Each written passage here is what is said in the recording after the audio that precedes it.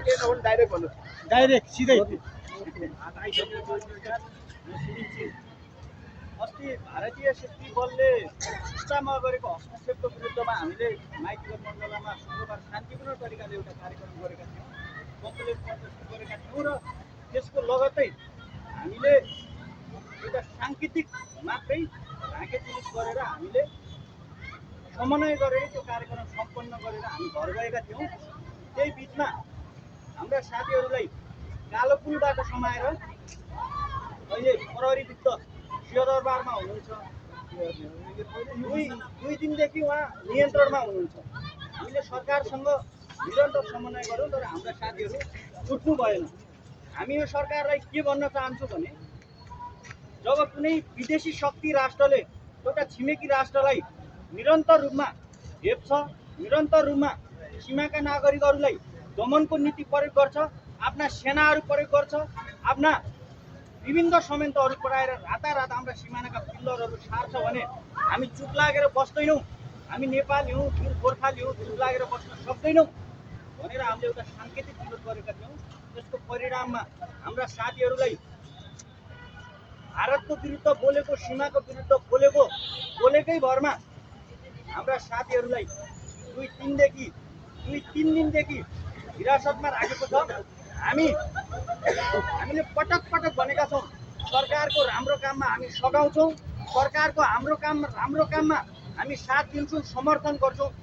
हामीले पटक पटक भनेका छौँ तर पनि हाम्रा साथीहरूलाई लखेट्ने काम भएको छ। हामीलाई निरन्तर रूपमा हाम्रा आइडीहरू ह्याक भएका छन्, निरन्तर रूपमा हामीलाई धम्की आइरहेको छ, निरन्तर रूपमा हामीमाथि प्रहार गर्न खोजिरहेको छ। हामी यो सरकारलाई भन्न चाहन्छौँ हामी सत्यको पक्षमा, हामी यो राष्ट्रवादको पक्षमा, हामी सीमा सुरक्षाको पक्षमा, हामी मर्नु परे पनि हामी कुनै पनि हालतमा झुक्ने पक्षमा छैनौँ। यति भन्दै गर्दा हामीले विदेशीको दमन सहँदैनौँ, हाम्रा सीमामा भएको हस्तक्षेप सहँदैनौँ। हामी यो विरुद्धको यो कुराको प्रतिकार गर्छौँ भनेर हामीले निरन्तर रूपमा खबरदारी गरिरहेका छौँ। हाम्रा साथीहरूले कुनै पनि अपराधी कसुर गरेको छैन, हाम्रा साथीहरूले कुनै पनि राष्ट्रघाती काम गरेको छैन, हाम्रा साथीहरूले कुनै पनि ज्यान मार्ने कसुरहरू गरेको छैन।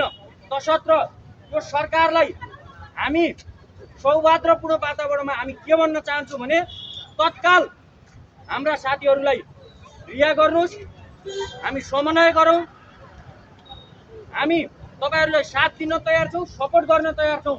तर यति भन्दै गर्दा तपाईँहरूका गलत प्रवृत्तिमा हामी खबरदारी गर्छौँ। तपाईँहरूलाई हामी सही बाटोमा हिँड्न अनुरोध गर्छौँ। हाम्रा साथीहरूलाई भोलि तत्काल तपाईँहरू रिहा गर्नुहोस्, गृह मन्त्रालयबाट समन्वय गर्नुहोस्। हाम्रा साथीहरूलाई निस्वार्थ रूपमा रिहा गर्नुभयो भने हामी तपाईँहरूलाई सम्झन्छौँ, हामी तपाईँहरूको काम कर्तव्यलाई सघाउँछौँ। यदि होइन भने त्यसपछि हामी अरू कदमहरू चाल्न बाध्य हुनेछौँ। हामी यो सरकारलाई